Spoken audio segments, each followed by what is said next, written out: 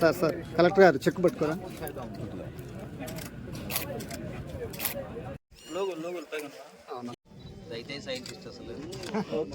Okay sir, thank you.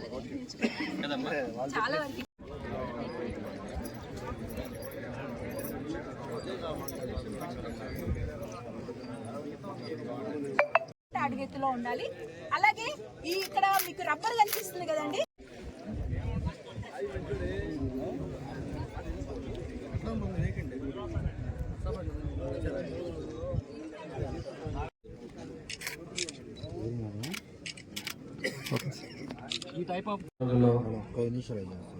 Organic వ్యవసాయం చేసాం.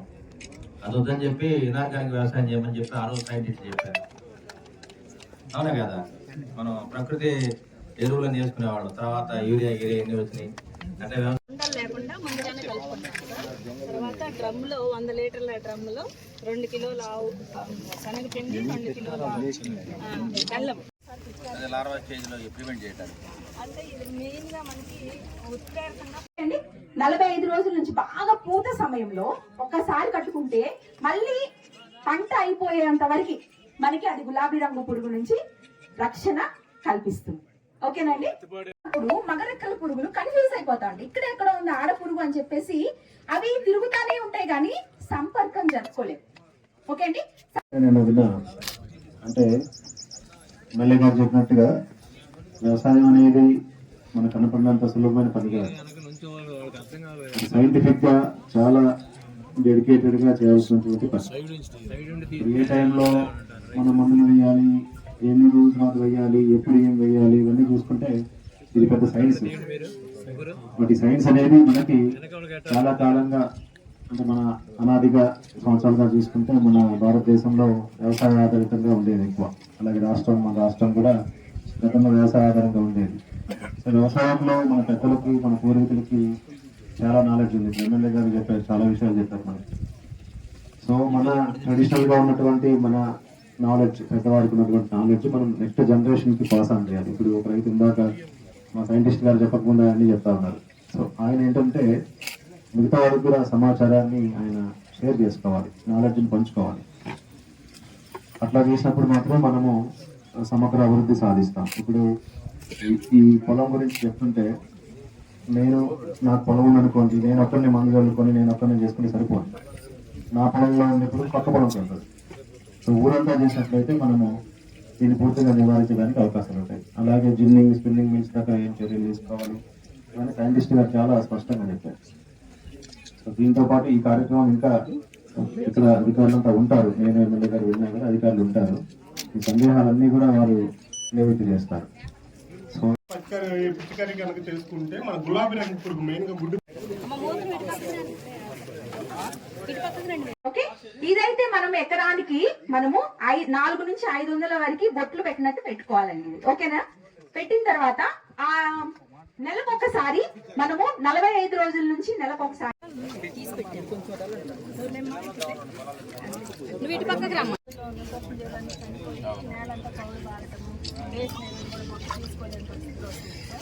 ఆ నేలలో ఉన్నటువంటి సూక్ష్మజీవులు అభివృద్ధి చెందించడం వల్ల మొక్క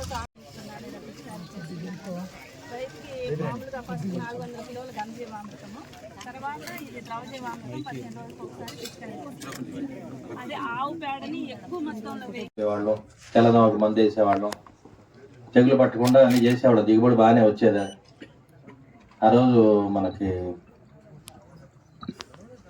వరలక్ష్మి పత్తి ఉండేది, దాదాపు 6 అడుగులు పెరిగేది. అది విపరీతమైన కాయలు కాసేది, తెగుళ్ళు ఉండేవి కాదు. అది మొక్కే కానీ ఒక పెద్ద వటవృక్షంలాగా పెరిగేది అనమాట. కాయలు బాగా వచ్చేది, దిగుబడి బాగుండేది. మరి ఇవాళ చూస్తే విత్తనాలు మరి ఎక్కడ చూసినా ఇక్కడ మనం తయారు చేసేది భూమిని మంచిగా తయారు చేయాలి. ఫస్ట్ నత్రజని, ఫాస్ఫరస్, పొటాషియం ఇవన్నీ కూడా వేసుకొని భూమిని తయారు చేసుకొని, భూమి ఎప్పుడు తేమగా ఉండాలి. మనం విత్తనం వేసినప్పుడు తెగులు రాకుండా నివారించాలంటే ముందు ఈ భూమి బాగుండాలి. భూమి మీద చక్కగా తయారు చేస్తేనే మనకి ఈ పురుగు మందు వేసే పని తగ్గుద్ది అనమాట. అదేవిధంగా మొక్క పరంగానే పొడి మందు వేసేవాళ్ళు. ఆ రోజుల్లో తెల్లదోమ రాకుండా మందు కొట్టేవాళ్ళం. అయినా కానీ దిగుబడి బాగుండేది. ఇవాళ మరి మేడం గారు చెప్పేదాన్ని బట్టి ఇవాళ ఆరోగ్య శాస్త్రంలో మనుషులకి ఏ విధంగా జబ్బులు వస్తున్నాయో మొక్కలు కూడా అదే జబ్బులు వస్తున్నాయి. ఎన్ని రకాల జబ్బులు, ఎన్ని మందులు వాడాలో, అడుగడుగు మందులు వాడాలి, ప్రతి నెల కొత్త మందు వాడాల్సిన పరిస్థితి. అవునా కాదా? రైతులు ఏంటంటే వ్యవసాయం అనేది సులభతరంగా ఉండాలి. మరి అగ్రికల్చర్ డిమాన్స్ట్రేట్స్ కానీ వీళ్ళందరూ కూడా ఆ దిశగా ఆలోచన చేయాలి. మరి ఇంతమంది రోజుల్లో డిమాన్స్ట్రేట్స్ ఊళ్ళోకి వచ్చి పొలాలు చూసి ఈ పొలాల్లో ఈ పండుద్ది, పత్తి పండుద్ది, దీంట్లో మిరప పండుద్ది అని చెప్పేవాళ్ళు. వాళ్ళు చెప్పేట్టు మనం వ్యవసాయం చేసేవాళ్ళు. వ్యవసాయం కూడా సులభతరంగా చేసేవాళ్ళు. దిగుబడులు కూడా బాగుండేవి. కాలక్రమేణా సైన్స్ పెరిగింది, టెక్నాలజీ పెరిగింది.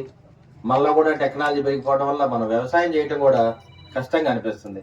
మరి ఇన్ని మందులు కొట్టి ఇంత పెట్టుబడి పెట్టి లాభాలు తెచ్చుకోవాలంటే మరి ఎంత కష్టం ఒకసారి ఆలోచన చేయండి.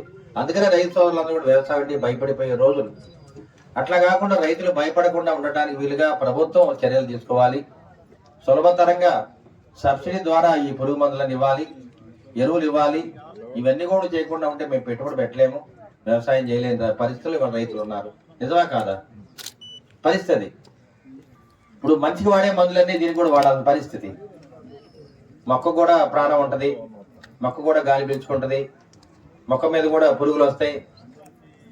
ఆ పురుగులు ఏర్పారాలంటే మరి బుట్టలు పెట్టాలి, మరి కిరణ్య సౌమ్యక్రియ ఉండాలి. ఇవన్నీ కూడా చెప్తా ఉన్నారు. మరి రైతులకి ఇవన్నీ కూడా తెలియవు కదా. ఇవన్నీ కూడా మేడం గారు చెప్పినట్టు ఇవన్నీ చెప్తే భయపడిపోతారు రైతులు. అట్లా కాకుండా సులభతరంగా వ్యవసాయం చేయడానికి వీలుగా మనం పద్ధతులు ఆలోచన చేయాలి. మరి దీనికే మరి చంద్రబాబు నాయుడు గారు కానీ, వ్యవసాయ అధికారులు, మరి అగ్రికల్చర్ మినిస్టర్ గారు కూడా ఈ కార్యక్రమాన్ని చేపట్టడం జరిగింది. ముఖ్యంగా వ్యవసాయం అంటే మక్కువ ఉండాలి, దాని మీద పెట్టుబడి తగ్గించుకోవాలి, గవర్నమెంట్ కూడా సబ్సిడీ ఇవ్వాలి. రైతులు పండించిన పంటకి గిట్టుబాటు ధర వస్తే కదా రైతులకి వ్యవసాయం మీద మక్కువ పెరుగుద్ది. మరి ఇవన్నీ కూడా ఆలోచన చేసి తప్పనిసరిగా న్యాయం చేయాలి రైతులకి. ఎక్కడైతే రైతులు వ్యవసాయం కోసం ఇవాళ చేసే సాఫ్ట్వేర్ ఇంజనీరింగ్ కంటే కూడా మనం నిజంగా వ్యవసాయం చేస్తే మంచి దిగుబడులు సాధించవచ్చు. ఇవాళ మన వ్యవసాయం కూడా సైంటిఫిక్ గా చేస్తున్నాం. నువ్వు చెప్తున్నావు ప్రతిదీ ఈ పురుగు మందు, ఈ తెగులు వస్తే ఈ మందు కొట్టాలని. అగ్రికల్చర్ డిమాన్స్ట్రేట్లు, వ్యవసాయ అధికారులు వాళ్ళకంటే కూడా ముందు రైతులే దీని గురించి ఆలోచన చేస్తున్నారు. అంటే మీరు కూడా బాగా చదువుకున్నారు, వ్యవసాయం చేయాలి, ఏ విధంగా చేయాలి, సైంటిఫిక్ గా చేయాలి, ఇవన్నీ కూడా ఆలోచన చేస్తారు. కాబట్టి తప్పనిసరిగా భయపడకుండా ఉండండి రైతులు.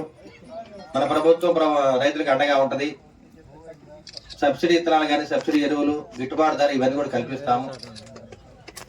మరి ఇంత కష్టపడి పంట పండించినప్పుడు ఎకరానికి కనీసం 50,000 అవుతుంది పత్తికి. మిరపతోట వేస్తే లక్ష కూడా దాటిపోయింది, 2 లక్షలు. 3 నేను చేసినప్పుడు పత్తికి 5,000, మిరప 10,000. సంవత్సరానికి 3 లక్షల ఆదాయం వచ్చేది. అటువంటి ఆదాయం మనం చూస్తున్నాం, చూడలేదుగా. మరి ఇక్కడ అందరూ కూడా రైతు సోదరులు, రైతు బిడ్డలు, వాళ్ళు రైతు కుటుంబం నుంచి వచ్చి చదువుకొని అందరు డాక్టర్లు, ఇంజనీర్లు, రాజకీయ నాయకులు అయ్యారు. మరి చూస్తే రైతు వ్యవస్థ అంతా కూడా దిగజారిపోతా ఉంది. ఈ రైతు మనకి లాభాలు లేకపోవడం వల్ల మనం వెనకాడుతున్నాం. ప్రతి సంవత్సరం 3 లక్షలు నష్టం వస్తుంది. మరి ఏ విధంగా పూడ్చుకోవాలి దాన్ని? ప్రభుత్వం ఆదుకోలేదు. మరి చదువుకునే పిల్లలు ఉన్నారు కాబట్టి, ఎక్కడో అమెరికాలో, లండన్లో ఉంటున్నారు కాబట్టి మనం ఈ విధంగా జీవితం గడుపుతున్నాం. కానీ లేకపోతే చాలా కష్టం. అందుకని చంద్రబాబు నాయుడు గారు రైతు బిడ్డలందరూ కూడా బాగా చదువుకోవాలి, బీటెక్ అయ్యే, సాఫ్ట్వేర్ ఇంజనీర్ చేసి విదేశాలకు వెళ్ళాలని చెప్పారు.